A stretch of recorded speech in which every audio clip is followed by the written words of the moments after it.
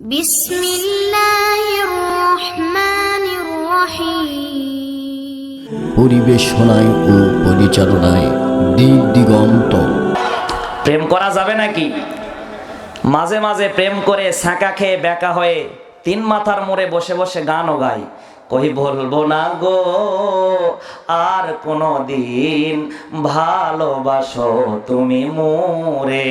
জোরে বলেন ঠিক কিনা?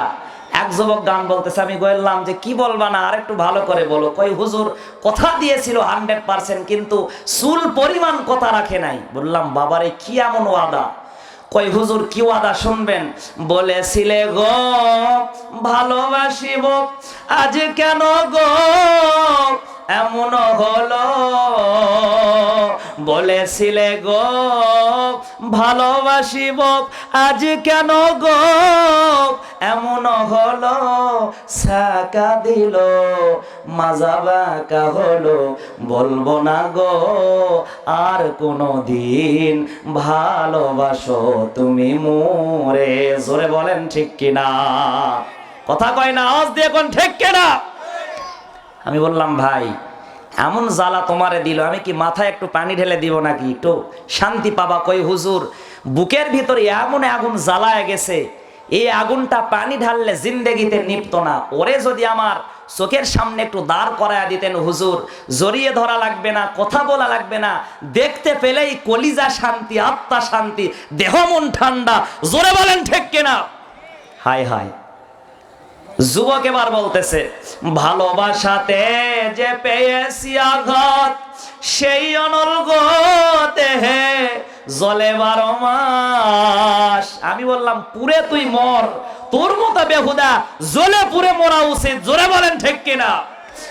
কই ভালোবাসাতে যে পেয়েছি আঘাত, সেই আগুন গতে হে জলে 12 মাস। প্রেমিকের অন্তরে আমার অন্তরে, বলবো না গো আর কোনো দিন ভালোবাসো তুমি মোরে। বলতেছে হুজুর আপনি ফতোয়া দেন, প্রেম করেছে ভালোবাসা পবিত্র, আইয়ুব নবী প্রেম করেছে, আমাদের নবীও প্রেম করেছে, তাহলে প্রেম কেমনে হারাম হয়? আমি বললাম বেটা বিয়াদব, আইয়ুব নবী আমাদের নবী প্রেম করেছে, বিয়া করার পরে তুই বিয়া করার আগে কাজ সারবার চাস, তার মানে তোর প্রেম হলো অবৈধ প্রেম। আওয়াজ দে মুসলমান, কথা বলেন ঠিক কিনা? বলতেছে হুজুর এটা মানতাম না, এটা মানতে নারাজ। নিজে নিজেই ফতোয়া দিচ্ছে, বলতে এটা মানতে নারাজ। আমার প্রিয় ভাইরা, প্রিয় বাবারা, গান যদি গাইতেই হয়, গান যদি বলতে হয়, নষ্টামি ভণ্ডামি বাদ দিয়ে এক আল্লাহর নাম ধরে গান গাওয়ার দরকার। জোরে বলেন আছে না নাই? কথা বলেন আছে না নাই? আমার প্রিয় ভাইরা, প্রিয় বাবারা, যুবক যারা আছেন, যুবতী মা বোন যারা আছেন, পায়ে হাত রেখে বলি মা, অবৈধ প্রেম প্রীতি ভালোবাসা করা যাবে না।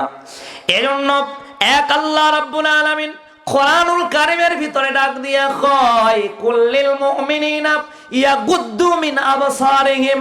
এ মুমিন পুরুষ, তোমরা যখন রাস্তায় চলবা তখন দৃষ্টিগুলো অবনত করে দাও, দৃষ্টিগুলো নিচের দিকে করে দাও। হাবিব বিন মালিক আল্লাহর কোরআনুল কারীমের কাছে, নবীর কাছে হাত রেখে কালেমা পড়লেন, আমার পয়গম্বরের হাতে হাত রেখে মুসলমান হয়ে গেলেন। কিন্তু রাজ দরবার থেকে কে এত সুন্দরী রমণী বাবা বাবা বলে ডাক দেয়, এই সুন্দরী রমণীর পরিচয়টা জানার দরকার। জোরে বলেন আছে না নাই? কথা বলেন না কেন? আছে না নাই? ইয়ে কলিজার টুকরা মা, আপনার পেট থেকে আব্দুল কাদের জিলানীর জন্ম হয়েছে। আপনার পেটটা যদি ভালো হয়, আপনার আমল যদি ভালো হয়, আপনি যদি আল্লাহ ওয়ালা হতে পারেন মা, আপনি যদি পর্দা মেনটেন করে চলতে পারেন মা, আজও আপনার পেট থেকে বাইজিদ বুস্তামি বের হয়। আল্লাহর পয়গম্বর বলেন, মহিলাদের এক পা জান্নাতের ভিতরে, আর এক পা জান্নাতের বাহিরে। চার আমল যদি মহিলারা করতে পারে, আল মারআতু ইদা সাল্লাত খামসাহা ওয়া সুমু শাহরাহা ওয়া আতাত বালাহা। আল্লাহর পয়গম্বর আমনে করে চার আমলের কথা বললেন। এক নাম্বার আমল হলো, আল্লাহর নবী কই, কোন মহিলা যদি দৈনিক 5 ওয়াক্ত নামাজ আদায় করতে পারে, ওয়া সুমু শাহরাহা, মাহে রমজানের রোজা আদায় করতে পারে, ওয়া ওয়া আতাআত বালাগা, এবং কোন মা বোন যদি স্বামীর ইতাআত করতে পারে। 4 নাম্বার, কোন মা বোন যদি সতীত্বের হেফাজত অর্থাৎ পর্দা পশিদা মেনটেন করে চলতে পারে, আমার নবী ডাক দিয়া কই ওই নারীর জন্য আল্লাহ রাব্বুল আলামিন জান্নাতের 8 দরজা উন্মুক্ত করে দেয়। এ কলিজার টুকরা মা, আপনি তো আম্মাজান খাদিজাতুল কুবরার উত্তরসূরি, ইয়ে মা আপনারাই তো ওয়ালিদের মা, আপনারাই তো নবীদের মা, তাহলে কেন কেন পর্দা করবেন না? বিশ্ব নবীর কলিজার টুকরা কনিষ্ঠ মেয়ে, ছোট মেয়ে ছিল ফাতেমা। আহারে এমন পর্দা করতেন ফাতেমা, ইন্তেকাল যেদিন হয়ে যাবে ফাতেমা রাদিয়াল্লাহু তাআলা আনহা উনি হাসান আর হুসাইনকে সুন্দর করে সাজায়া দিলেন। ইয়ে কলিজার টুকরা ভাইরা, প্রাণ প্রিয়াদিত্যপুরের মা বোনেরা নজর করেন আপনার পর্দা কেমন, আর নবীর মেয়ে ফাতেমার পর্দা কেমন ছিল। মা ফাতেমা যেদিন দুনিয়ার জমিন থেকে বিদায় হয়ে যাবেন, আম্মা জান ফাতেমা রাদিয়াল্লাহু তাআলা আনহার স্বামী ছিল বাগিরে দিনের খেদমত, দিনের কাজের আঞ্জাম দেওয়ার জন্য উনি নিজে গোসল করে নিলেন। গোসল করার পরে উত্তম কাপড়টা পরিধান করলেন, সন্তানগুলোকে সাজায়া দিলেন। সাজায়া গোছায়া দেওয়ার পরে কলিজা টুকরা সন্তান দুটাকে ঘুম পাড়ায়া দিলেন। গভীর রজনীতে হযরতে আলী রাদিয়াল্লাহু তাআলা আনহু যখন দরজায় কড়া নাড়লেন, মা ফাতেমা দরজাটা খুলে দিলেন। প্রাণের স্বামীর হাত ধরে ডাক দিয়া কেঁদে কেঁদে কই, ওগো প্রাণের স্বামী আমার, শুনেন শুনেন, আজ রাত্রিতে আমার 2টা সন্তান ইয়েতিম হয়ে যাবে। ওগো কলিজার টুকরা স্বামী, ওয়াদা করেন আমার কলিজার টুকরা 2টা সন্তানকে কষ্ট দিবেন না। ওগো প্রাণের স্বামী আমার, আজ রাতে আপনারে দুনিয়াতে রেখে আমি পরপারে পারি জমাবো, আর আমি নিজ হাতে রান্না করে আপনাকে খাওয়াতে পারবো না। আহারে ফাতেমা তার স্বামীরে কত মহব্বত করতেন, কত ভালোবাসতেন। ফাতেমা রাদিয়াল্লাহু তাআলা আনহা এত বেশি ভালোবেসেছিলেন, ঘরটা গরিব ছিল। হযরতে ফাতেমা নিজে জাতাতে জবগুলো আটা, জবগুলো গমগুলো দিয়া, ভুট্টা দিয়া আটা বের করতেন। ফাতেমা জোটে যেত, কিন্তু একদিনের জন্য স্বামীকে দোষাদোষী করতেন না। নারায়ে তাকবীর। প্রিয় ভাইরা আমার, প্রিয় বাবা আমার, কলিজার টুকরা মায়েরা, মনোযোগ দিয়ে আলোচনাটা শুনবেন গো। দেখেন তো ফাতেমার মতো নিজের জীবনটা গঠন করা যায় কিনা। যদি ফাতেমার মতো নিজের জীবনটারে গঠন করতে পারেন গো মা, আমার আল্লাহ ওয়াদা করেছেন আপনাদের জান্নাতের সরদারনি হবেন তিনি নিজেই। ওয়া ফাতেমাতু সাইয়্যিদাতুন নিসাই আহলিল জান্নাহ, হযরতে ফাতেমা হবেন জান্নাতি রমণীদের সরদারনি, তিনি নেতৃত্ব প্রদান করবেন নারীদের। কলিজার টুকরা স্বামীরে ডাক দিয়া কই, ওগো প্রাণের স্বামী, আজ রাত্রিতে আমি ফাতেমার ইন্তেকাল হয়ে যাবে, আমি আল্লাহর সঙ্গে মুলাকাত করব। আমার আব্বা বলেছেন ইন্তেকালের সময় মা ফাতেমা তুই কাঁদবি না, আমার ইন্তেকালের পরে অতি তাড়াতাড়ি তোর সঙ্গে মুলাকাত হয়ে যাবে। আমি ফাতেমা আজ রাতে ইন্তেকাল করে দুনিয়ার জমিন থেকে পরকালে পাড়ি জমাবো, আলেমে বরজকে চলে যাব, আলমে বরজকে চলে যাব। কিন্তু আমার ওসিয়ত হলো আমার ইন্তেকালের পরে আপনি অবকাশ দিবেন না, বেশি সময় দিবেন না। ওগো স্বামী ওয়াদা করেন নিজ হাতে কবরটা খনন করবেন। ওগো স্বামী, বাগিরের মানুষ যদি আমি ফাতেমার কবরটা খনন করে, তাহলে বাগিরের মানুষগুলো অনুমান করবে ফাতেমা কত লম্বা ছিল। যদি একা একা না পারেন, একান্তই আপনার বন্ধু যে তারে একটু সাথে নিয়েন, অন্য মানুষকে আপনি সাথে নিবেন না। ওগো কলিজার টুকরা স্বামী আমার, হোক যদি নষ্ট করে থাকি মেহেরবানি করে ক্ষমা করে দিয়েন। দেখবেন বুড়ো কালে যদি কোনো মানুষের স্ত্রী মারা যায়, এই বুড়ো মানুষটা অন্তরের দিক থেকে শান্তি পায় না, খেয়ে শান্তি পায় না, নিয়ে শান্তি পায় না। আবার অনেক মানুষের মা বাবা মারা যায়, আহারে হাসান হুসাইন জানে এতিম হলো, ওই রাত্রিতে মাকে হারালো। এমন করে এখানে অনেক সন্তানেরা বসে আছে যাদের মা বাবাগুলো দুনিয়ার জমিনে নাই, যাদের মা বাবাগুলো বাস ছাড়ে পুকুর পারে খাল খন্দকে পড়ে আছে। আওয়াজ দিয়ে কথা বলেন ঠিক কিনা? ইয়ে কলিজার টুকরা ভাই, 1 বছর পূর্বে এই বাড়িতে এসেছিলাম, আমার কলিজার টুকরা বোনকে বাড়িটাতে বিয়ে দিয়েছে। আমি যখন বাড়িতে আসতাম, আমার দুলা ভাই, কলিজার টুকরা ভাই আমার, তার মা বাবা বেঁচে ছিল। মা বাবাকে যখন দেখতাম, খবর নিত, কত ভালো লাগতো। তাদের যখন ইন্তেকাল হয়ে গেল, আমি নিজেও এই বিরহ বেদনাটা সহ্য করতে পারি নাই। আহারে, তার আব্বা এত ভালো মানুষ ছিল, বিনা পারিশ্রমিকে মসজিদে বছরের পরে বছর আজান দিয়েছে। তাই তো তার কবরে আমি নিজেই নেমেছিলাম, আমি কবরে নিয়ে যাতে তারে শুইয়ে দিয়েছি।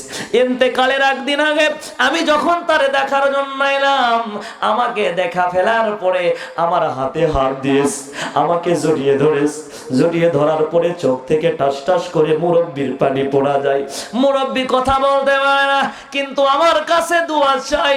একদিনের জন্য তার গরম করা কথা দেখি নাই, উচ্চ আওয়াজে কথা বলতে দেখি নাই। যতদিন তারে দেখেছি, আপনি স্যার আমাদেরকে কথা বলে নাই। আল্লাহ আরলির জন্য দোয়া করি, আল্লাহ পাক যেন তার কবরটা, তার বিবির কবরটা, আদিত্যপুর যত মানুষ মা বাবাকে হারালেন, সকল মা বাবার কবরকে যেন জান্নাতের বাগান বানায় দেন। খুশি হয় কোন আল্লাহুম্মা আমিন। আওয়াজ করে কোন আল্লাহুম্মা আমিন। প্রিয় ভাইরা আমার, প্রিয় বাবারা আমার, নজর করেন। হযরতে ফাতেমা রাগ দিয়া কয়, ওগো প্রাণের স্বামী আমার, একান্তই যদি একা একা কবর খনন করতে না পারেন, কাছের মানুষকে, বন্ধুকে নিবেন, খবরদার বাহিরের মানুষকে নিবেন না। স্বামী আমার ওয়াদা করেন, বলেন হ্যাঁ। কিন্তু ফাতেমা রে, তুমি চলে যাবা, তোমার বিরহ বেদনার কথা আমি সহ্য করতে পারছি না। ওগো কলিজার টুকরা স্বামী আমার, আমি মারা যাওয়ার পরে গোসল করাইলে আপনি নিজে করাবেন, মানুষ দিয়ে করাবেন না। আমার ইন্তেকালের পরে আপনি নিজে আমারে বহন করবেন। হাসান হুসাইন তো ছোট, নিজ কান্দে বহন করবেন, অন্য মানুষকে দিয়েন না, অনেকগুলো মানুষকে ডাকবেন না। হযরতে আলী ডাক দিয়া কয়, ফাতেমারে, এটা কেমন কথা? দু জাহানের সরদার নবী দু আলম মুহাম্মাদুর রাসূলুল্লাহর নয়নের পুটলি, কলিজা টুকরা কনিষ্ঠ মেয়ে ফাতেমা, তার ইন্তেকালের খবর পাওয়ার পরে জানাজার ভিতরে হাজার হাজার মানুষগুলো হাজির হয়ে যাবে, হাজার হাজার মানুষগুলো তোমার জন্য দোয়া করবে। হযরতে ফাতেমা ডাক দিয়া কয়, ওগো প্রাণের স্বামী, জানাজার হাজার হাজার মানুষগুলো যদি সাক্ষ্য দেয় আমি ফাতেমা ভালো ছিলাম, কিন্তু আপনি যদি আমার কবরের পাশে দাঁড়ায় এখন ফাতেমা আমার হক নষ্ট করেছে, আমি আল্লাহর কাছে জবাব দিব কি? আমি আল্লাহর কাছে জবাব দিতে পারবো না। ওগো স্বামী আমার, সুতরাং আপনি নিজে নিজেই জানাজা দিয়েন, কম মানুষের আয়োজন করবেন, পারলে বেশি মানুষের আয়োজন দিবেন না। আপনি নিজে জানাজা পড়াবেন, নিজে কান্দে করে লাশটা বহন করে কবরে নামায়া দিবেন, মানুষের কান্দে উঠাবেন না। মানুষেরা অনুমান করবে ফাতেমার ওজন কত ছিল, লাশ মানুষকে দেখাতে দিবেন না। ফাতেমার লাশটা কতখানি লম্বা, কতখানি মোটা ছিল, মানুষেরা বুঝতে যেন না পারে। ও প্রাণের স্বামী আমার, ওয়াদা করেন, ওয়াদা করেন, ওয়াদার পর খেলাফ করবেন না। আমার আল্লাহ রাব্বুল আলামিন বলেন, ওয়াদাল্লাহ লা ইখলিফুল্লাহুল মিআদ। আমি আল্লাহ হলাম শ্রেষ্ঠ ওয়াদাকারী, আমি আল্লাহ ওয়াদা ভঙ্গ করি না।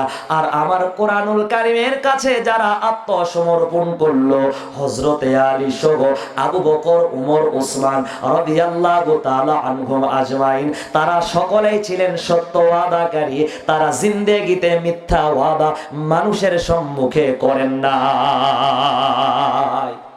আওয়াজ করে কোন আল্লাহু আকবার। প্রিয় ভাইরা আমার, প্রিয় বাবারা আমার, ফাতেমা ডাক দিয়া কই, ওগো স্বামী আমার, বলেন ওয়াদা ভঙ্গ করবেন না। এজন্য মা বোনদের পায়ে হাত রেখে বলে যায়, মা স্বামীকে সন্তুষ্ট করবা। তোমার স্বামী যদি মরে যাবার পরে আল্লাহর কাছে বলে, নবী আমার কই, কোন বিবি যদি মারা যায় আর স্বামী যদি বলে আমার বিবিটা বড়ই ভালো ছিল, স্বামীর চোখ থেকে যদি পানি বের হয়ে যায়, স্বামীর চোখের পানি আল্লাহ কবুল করবেন, স্বামীর ওয়াদা আল্লাহ কবুল করবেন। স্বামী বিবির কবরের পাশে দাঁড়ালে হাত উঠাতে দেরি, হাত নামানোর পূর্বেই দোয়াটা মকবুল, কবর জান্নাতের বাগান হতে দেরি হবে না। প্রিয় ভাইয়ের আমার, প্রিয় বাবার আমার, এজন্য মা বোনেরা অবশ্যই স্বামীর খেদমত গুলো করবেন। মা বাড়ি ঘর নিজের মা বাবা ছেড়ে একটা ছেলের হাত ধরে আপনি বিবাহ বন্ধনে আবদ্ধ হয়ে লাল শাড়ি পরে আসলেন, ওই বাড়ি থেকেই কিন্তু সাদা কাফনের কাপড় পরে চলে যেতে হবে। তাহলে যার সঙ্গে দিনের পরে দিন কাটালেন, যে আপনারে খুশি রাখার জন্য মাথার ঘাম পায়ে ফেলে দিন রাত পরিশ্রম করে আপনাদের জন্য হাড় ভাঙা খাটুনি করে কামাই রোজগার করলো, কেমনে পারেন সেই স্বামীর প্রতি কদাচারণ করতে? কেমনে পারেন সেই স্বামীর প্রতি অসৎ মনোভাবগুলো প্রদান করতে? এজন্য আজকের মজমা থেকে স্বামী আর স্ত্রী উভয়কে ওয়াদা করতে হবে, যতদিন বাঁচবো স্ত্রীকে মহব্বত করব। মা বোনেরা যারা আছেন স্বামীকে মহব্বত করবেন। সবাই রাজি আছি তো ইনশাল্লাহ? রাজি আছি তো ইনশাল্লাহ? তাকবীর লাগা লিল্লাহি তাকবীর, নারায়ে তাকবীর। আল্লাহ আল্লাহ বলতে বলতেই মরণ যেন হয়, মরণ কালেই জাবানে যেন, মরণ কালেই জাবানে যেন কালেমা নসিব হয়।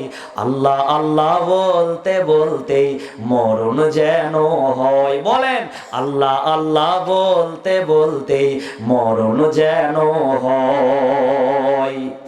আমার প্রিয় ভাইয়েরা, প্রিয় বাবারা, প্রাণ প্রিয় আদিত্যপুরের যুবকেরা, মা বোনেরা নজর করেন হযরতে ফাতেমা রাদিয়াল্লাহু তাআলা আনহা, যিনি ছিলেন জান্নাতের সরদারনি, উনি ডাক দিয়া কয়, প্রাণের স্বামী আমার, আপনি ওয়াদাগুলো পালন করবেন। হযরতে আলী ওয়াদা করলেন, আল্লাহর পয়গম্বর দুনিয়াতে ছিলেন, জিন্দেগিতে তিনি ওয়াদার বরখেলাপ করেন নাই।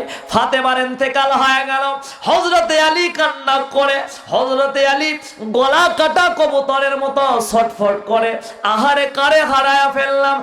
একদিনের জন্য আমার বিরোধিতা করে নাই, একদিনের জন্য আমার মনে কষ্ট দেয় নাই, একদিনের জন্য খানা পিনার কষ্ট পাওয়ার পরে আমি হযরতে আলীকে অভিযোগ করেন নাই।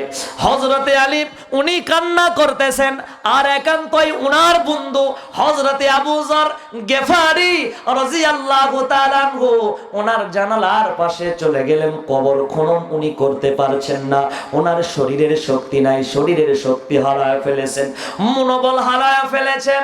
হযরতে আবু যর গেফারির জানালার পাশে গিয়া আবু বকর যখন কান্দে, কিন্তু ভালো মানুষ যারা, মুত্তাকি পরহেজগার যারা, রাত যখন গভীর হয়ে যায় আল্লাহর রহমতের দরজা তত বেশি খোলা হয়। মুত্তাকিরা তাই তো রাত্রি বেলায় আল্লাহর কুদরতি পায়ে সিজদা লাগায়। আবু যর গেফারি ঘুমায় না, জেগে জেগে আল্লাহর ইবাদতে মশগুল। হযরতে আলীর জানালার কাছে কান্না করা দেখে আবু যর গেফারি বুঝে ফেললেন, ডাক দিয়া কই, বন্ধু আমার কান্দো কেন?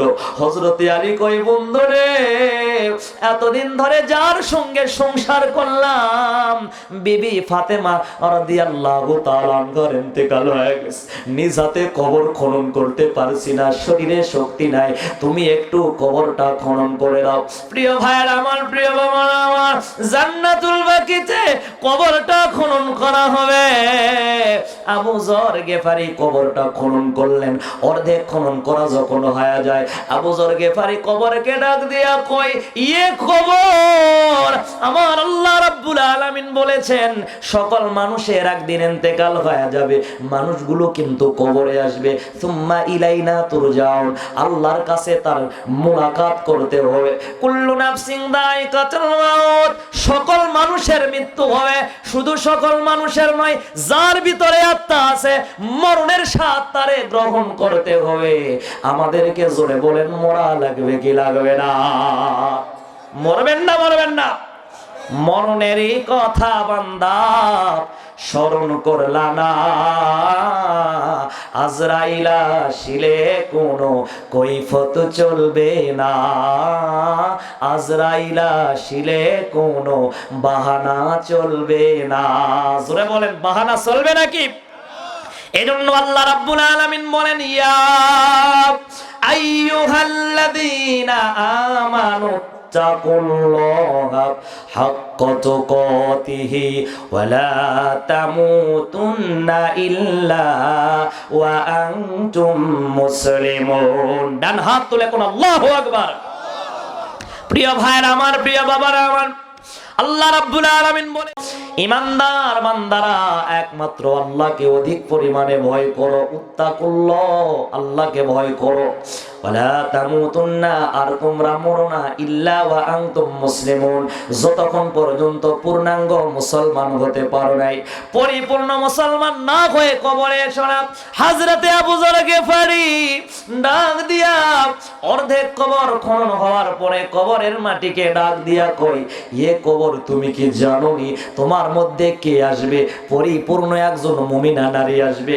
আল্লাহ রাব্বুল আলামিন স্বয়ং যাকে জান্নাতের সার্টিফিকেট দিয়েছেন, যাকে আল্লাহ রাব্বুল আলামিন জান্নাতের সরদারনি বানাবেন বলে অঙ্গীকার করেছেন, এ খবর জান্নাতি রমণীদের সরদারনি তোর গহ্বরের ভিতরে আসবে। সুতরাং কবর তুই সাবধান, সাবধান হয়ে যা। বেয়াদবি করা যাবে না, আদবের বরখেলাপ করা যাবে না। আবু যর গিফারি আবার ডাক দিয়া কবরকে কয়, এ খবর তোর মধ্যে এমন একজন মানুষ আসবেন যে হলেন কলিজার টুকরা, একমাত্র নবী, বিশ্ব নবী, তার একমাত্র কলিজার কন্যা ফাতেমা। নবী আমার দুনিয়াতে নাই, নবীর মেয়েও তোর গহ্বরের ভিতরে ঘুমায় আছে রে। খবরদার, খবরদার, দুজাহানের সরদার, দুজাহানের বাদশা নবী দো আলম, তার কন্যার সঙ্গে কিন্তু বেয়াদবি করা যাবে না। কবর থেকে কোনো জবাব আসে না। আবু যর গিফারি গভীর রাত, নির্জন রাত, নিঝুম রাত্রিতে কবরকে ডাক দিয়ে কয়, এ কবর রে, তোর গহ্বরে এমন একজন আসবে যিনি হবেন জান্নাতি, জান্নাতি যুবকদের সরদার। এই দুই কলিজার টুকরা সন্তানের সুনামধন্য, সন্তানের সুনামধন্য গর্ভধারিণী মা, এই মা কবরের ভিতরে আসবে। হযরতে আলী রাদিয়াল্লাহু তাআলা আনহু, তিনি হলেন রাসূলুল্লাহর জামাই, তাকে বলা হয় ইসলামের সিংহ, ইসলামের সিংহ পুরুষ, ইসলামের গলবীর। উনি কবরের ভিতরে আসবে। ওনার বিবি, হুঁশিয়ার হয়ে যাও, সাবধান হয়ে যাও, চুল পরিমাণ বেইজ্জতি বেয়াদবি করা যাবে না। নবী আমার ডাক দিয়ে কয়, বেঈমান মানুষ যখন মারা যায় ওই ঝালের বাঁশগুলো কান্না করে কয়, বেঈমানের জন্য কবরে আমারে কেটো না। বেঈমান বান্দা যখন কবরে যাবে, তার কবরটা খনন করার সময় আমি অনেক কবর খননকারী মানুষের কাছ থেকে শুনেছি, তারা বলে বেঈমান বেনামাজির কবর খনন করতে নাকি দেরি লাগে, কবরটা নাকি ছোট হয়ে আসে, আটো হয়ে আসে। আমার প্রিয় ভাইরা, নবী আমার ডাক দিয়া কই, বেঈমান বান্দাকে কবরে রাখতে দেরি, ওই কবরের মাটিগুলো দুপাশ থেকে এমন চাপ দিবে, আহারে ডান পাশের পাঁজরগুলো বাম পাশে মিলে যাবে, বাম পাশের পাঁজরগুলো ডান পাশে মিলে যাবে, মাথাটা পায়ের সঙ্গে মিলে যাবে, শরীরের সমস্ত হাড় হাড্ডিগুলো গুড়া গুড়া হয়ে যাবে। আমার প্রিয় ভাইরা, নবী আমার কয়, তারপরেও কবরের মাটি তারে ছাড়বে না, আবার পুনরায় তারে জীবিত করা হবে। বান্দা ডাক দিয়া কয়, গো আল্লাহ, একবারের জন্য মেরে ফেলে দেন, একবারের জন্য মাটির সঙ্গে মিশে দেন, ইয়া লাইতানি কুনতু তুরাবা, মাটির সঙ্গে বিলীন করে দেন, তাই না হয় ভালো ছিল। একবার মারেন, একবার জীবিত করেন, কবরের মাটিয়ে চাপ দেয়, এই চাপা সহ্য করতে পারি না। এ প্রিয় ভাইরা, প্রিয় বাবা, আল্লাহর পয়গম্বর ডাক দিয়ে কয়, কোরআনুল কারীমের ভিতরে আমার আল্লাহ রাব্বুল আলামিন কি সুন্দর করে কয়, সুম্মা লা ইয়ামুতু ফিহা ওয়া লা ইয়াহইয়া। এ বেঈমান বাঁচবি না, মরেও যাবি না, একবার বাঁচবি, একবার মরবি, এভাবে তোরে বছরের পরে বছর কবরে আযাব দিব। এ প্রিয় ভাইরা, প্রিয় বাবারা, এই গহীন কবরের ভিতরে হযরতে ফাতেমা রাদিয়াল্লাহু তাআলা আনহার লাশটা দাফন করা হবে। এবার আবু যর গিফারি অর্ধেক কবর খনন করলো, ডাক দিয়া কয়, কবর সাবধান হয়ে যাও, হুঁশিয়ার হয়ে যাও, এমন রমণীর সঙ্গে কিন্তু বেয়াদবি করা যাবে না। জোরে বলেন, আমাদের কবর প্রস্তুত আছে না নাই? ঈমান আমলকে মজবুত করার দরকার, প্রিয় বাবারা বলেন, আছে না নাই? তুমি কবরকে বেমালুম ভুলে গেছো, কিন্তু কবর তোমারে ভুলে না।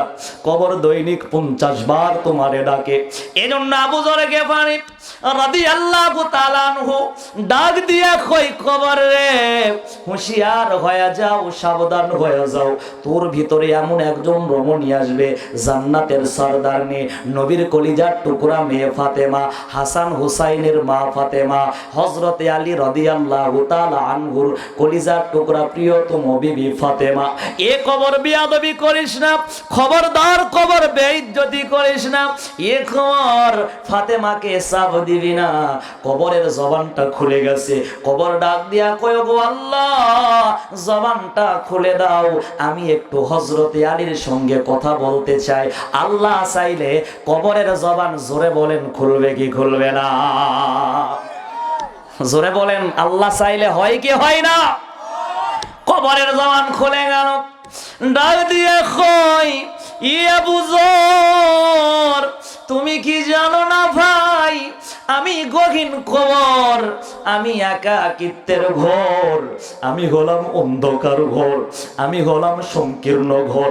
কবরের ভিতরে যে আসে, ডানেও মাটি পায়, বামেও মাটি পায়। স্বজনেরা 3 টুকরা মাটি দেয়, 4 টুকরা মাটি কেউ দেয় না। আরে কবরে মাটি দেওয়ার সময় অসতর্কতার সাথে যখন মাটি দেওয়া হয়, ওই বাঁশের ফাঁকা দিয়ে 2-1টা ঢিল মুর্দার যখন চোখে মুখে পড়ে যায়, মুর্দার মাথায় যখন পড়ে যায়, আহারে মুর্দার জান কবজ হয়েছে, পুরাপুরি শরীরটা ব্যথায় জর্জরিত। মুর্দা কান্দে আর কয়, এ কবরবাসী যারা আছো, আমিও তো তোমাদের বাসিন্দা হলাম। এ জীবিত যারা আছো, তোমরাও তো গহ্বরে আসবা। আদবের সহিত কি মাটি দিবার পরও না? মরণের যন্ত্রণায় পুরাপুরি শরীরটা ব্যথায় জর্জরিত হয়ে গেছে। আজরাইল এমন ভাবে জান কবজ করলো, আল্লাহ রাব্বুল আলামিনের কোরআনুল কারীম কয়, ওয়াজাআত সাকরাতুল মাউত বিল হক যালিকা মা কুনতা মিনহু তাহিদ। আল্লাহ রাব্বুল আলামিন বলেন, ওয়াজাআত সাকরাতুল মাউত বিল হক, মরণের যন্ত্রণা অবশ্যই সত্য, মরণের যন্ত্রণা সবার জন্য আসবে। কবর ডাক দিয়া কয়, মুর্দা ডাক দিয়া কয়, কবরের ভিতর থেকে ওই মরণের যন্ত্রণাটা আমার জন্য সত্যি হয়ে গেছে। মরণের যন্ত্রণাটা এমন ভাবে উপভোগ করলাম, পুরাপুরি শরীরটা ব্যথায় জর্জরিত। আমারে তোমরা ধীরে ধীরে কবরে শুয়াও, ধীরে ধীরে মাটি দাও, বেয়াদবি করো না। কবরটা ডাক দিয়া কয়, 3 মুঠো মাটি পাবা। কবি ডাক দিয়ে বলেন, কদম সোয়ে মারকাদ, নজর সোয়ে দুনিয়া, কেদার যা রাহা হে কেদার দেখতা হে। আহারে তোমার কদম কবরের দিকে চলে যায়, কিন্তু নজর এখনো দুনিয়ার দিকে, নজর এখনো সম্পদের দিকে, নজরটা এখনো সুন্দরী রমণীর দিকে, নজরটা এখনো বাড়ি করার দিকে, নজরটা এখনো দামি পোশাক পরার দিকে, নজরটা এখনো দামি গাড়ি কেনার দিকে। জোরে বলেন, নজর আছে না নাই? কথা বলেন, আছে না নাই? আল্লাহর পয়গম্বর কয়, কবরে চলে যাবা, কি তোমার দুনিয়াতে ছিল তুমি কি জানো? যেটা পরিধান করে নষ্ট করেছো এইটা তোমার, যেটা খেয়েছো এইটা তোমার, আর যেটা দান করেছো এইটা একমাত্র তোমার। আর দুনিয়াতে যত সম্পদ রেখে যাবা, একটাও তোমার নয়। মরতে দেরি মরে দেখো, তোমার সম্পদগুলো ভাগাভাগি করার সময় গন্ডগোল ফাসাদে লিপ্ত হতে তোমার সন্তানেরা চুল পরিমাণ দেরি করবে না। জোরে বলেন ঠিক কিনা? আমার প্রিয় ভাইরা, প্রিয় বাবারা, কথাই কথা বেড়ে যায়, শেষের দিকে চলে এসেছি। কবর ডাক দিয়া কই, আমল নিয়ে কবরে আস, নয়তো ডানে মাটির চাপ, বামে মাটির চাপ। আবু যর গিফারি কবরকে প্রশ্ন করলেন, কবর এমন উঁচু কণ্ঠে আওয়াজ দিয়ে আবু যরকে ধমক দেয়। আবু যর গিফারির সেন্স হারায়া ফেলেছে। আবু যর গিফারি কুদালটা ফেলে দেয়, আদরা কবর খনন করেছে। আবু যর গিফারির সেন্স নাই, উনি দৌড় দিয়া চলে গেলেন। কোথায় যে চলে গেলেন ওনার কোনো খোঁজ নাই। উনি অনেক বছর পরে যখন হযরতে আলীর সঙ্গে একবার সাক্ষাৎ হয়েছিল, উনি 2টা কথা বলেছিলেন কবর কবর। আহারে কবর এমন হুঙ্কার দিয়ে আবু যর গিফারিকে ভয় দেখিয়েছিল, তাই তো কবর এই হুঙ্কার শোনার পরে আবু যর গেফারি অনেক বছর পরে দুইটা কথা বলেছিলেন, কবর কবর, কবরটা যেন ভালো হয়, আমলগুলো যেন মজবুত হয়। হযরতে আলী গভীর রাত্রিতে ফাতেমার জানাজা পড়ালেন। কবরের দিকে যখন নিয়ে গেলেন, নিজের কাঁধে করে বহন করলেন। কবরের কাছে গেলেন, ডাক দিয়া কয়, এ আবু যর কোথায়?